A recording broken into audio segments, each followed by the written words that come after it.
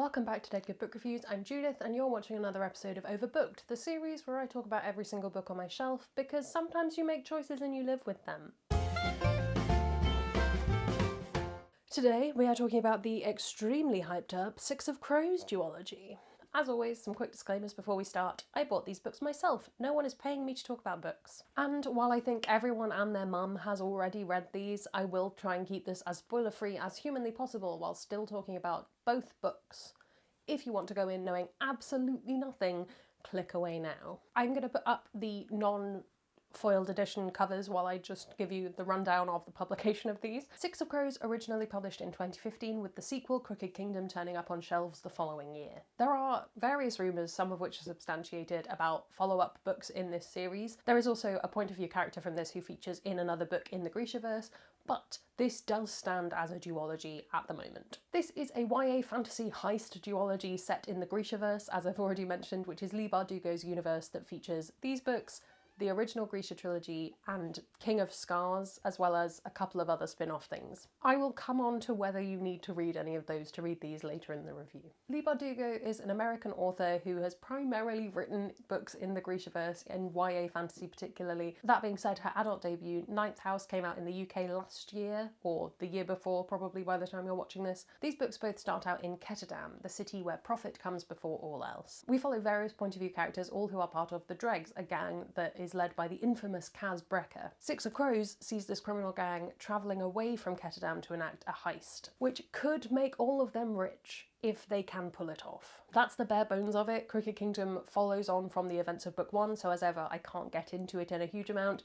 but it is also a heist book. I will say Crooked Kingdom takes place more in Ketterdam itself, and we'll come on to that later. So, what did I want to talk about in this book? The characters. It is undeniable that these are some of the most well-loved characters in YA fantasy. The cynic in me says that part of the popularity of this duology is the marketability of these characters. The characters are all very different, so they can be really easily translated into things like fan art. I mean, these special editions have fan art in the back. I think this one is tarot cards of them. Yeah, we've got art.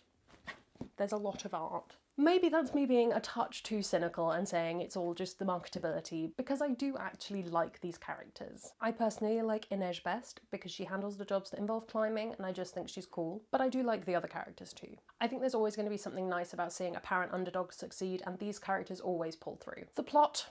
It's really frustrating that I cannot fully get into the plot of, it's hard to point backwards, of Crooked Kingdom, because I think it is the stronger book of the two, but obviously it would spoil things for you. But there is something really compelling about a heist story. Leigh Bardugo has said that she was inspired to write Six of Crows because she wanted to write a YA fantasy Ocean's 11. And we do have all the components of that kind of story here. We have getting the gang together, we have everything seeming to go wrong, a fair few moments of we are all in imminent peril, what on earth is going to happen next, and so on and so forth. It is a formula that is known to work well, and it does work well in this duology. But, in my opinion, the strongest parts of both of these books are where characters are having to deal with their baggage. Oh, and boy, do these characters have baggage. Leigh Bardugo doesn't present miraculous fixes to all of their problems. Instead, more often than not, we see more of a slow, progressive change from book one into book two. In a world where, in theory, you could find a way to use magic to fix everything, Leigh Bardugo acknowledges instead that some things just take time and talking through. Yeah, there's a fair few tragic backstories in this one, and if that's not something that you're into, then I don't know what to tell you. I don't know if YA is for you if you can't handle a tragic backstory. Personally, I do think there is an imbalance between the two books. Maybe it's just me, but I think Crooked Kingdom is maybe 10 times better than Six of Crows. I feel as though taking the story to Ketterdam means that we get to see the Dregs in their natural habitat a bit more, and I think that allows us to get to know them a lot better. I can see why it made sense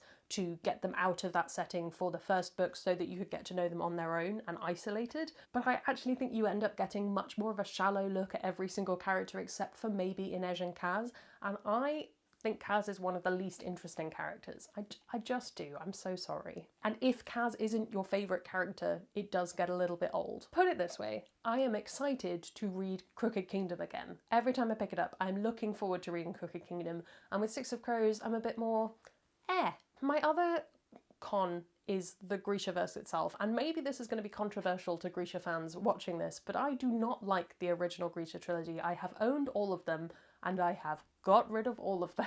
I don't know if it was because I read it too late or if it was because I read Six of Crows before I read the Grisha trilogy, but I haven't hung on to them, nor have I kept hold of my copy of King of Scars. With that in mind, and this obviously will depend on your opinion of the Grishaverse books, I didn't like the moments, I didn't find value in the moments of this book where they referenced the previous books.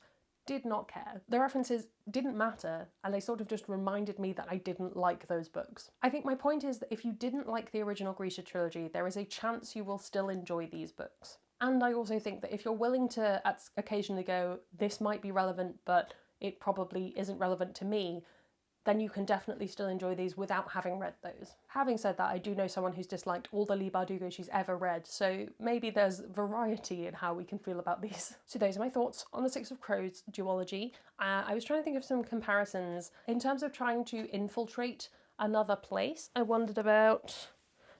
This is a second book again, but you need to read both of them. But this is Starsight by Brandon Sanderson, the second book in the Skyward series. I definitely think that would be well worth reading. I also wondered about the Tide Child series, which I will have a review up for already. But the Bone Ships and Call of the Bone Ships has similar energy as well. Should you read these? I think 3 years ago, I would have wholeheartedly recommended this duology to everyone and their mum. Now that a few years have passed and I've read a lot more other fantasy, I am a tad less keen. And honestly, I don't really know why. I can't quite pin that down. I think it is partly to do with having read some more weighty YA stories and adult fantasy as well. But I do still think this is a solid, fun YA fantasy heist story. And if you're into that, then go for it. Comment below with other fantasy heist book recommendations. I would love to hear them. You can also, while you're down there commenting, follow me on all of my social media. That is linked below. You can subscribe. It makes me feel loved and appreciated. That's all from me, and I will see you in the next one. There's gonna be some bloopers now. I don't need you, Pinterest. Go away. But I haven't hung on to them, nor have I kept my copy of King of Cars. I would definitely think... I'm not gonna... This is a mess. Ah.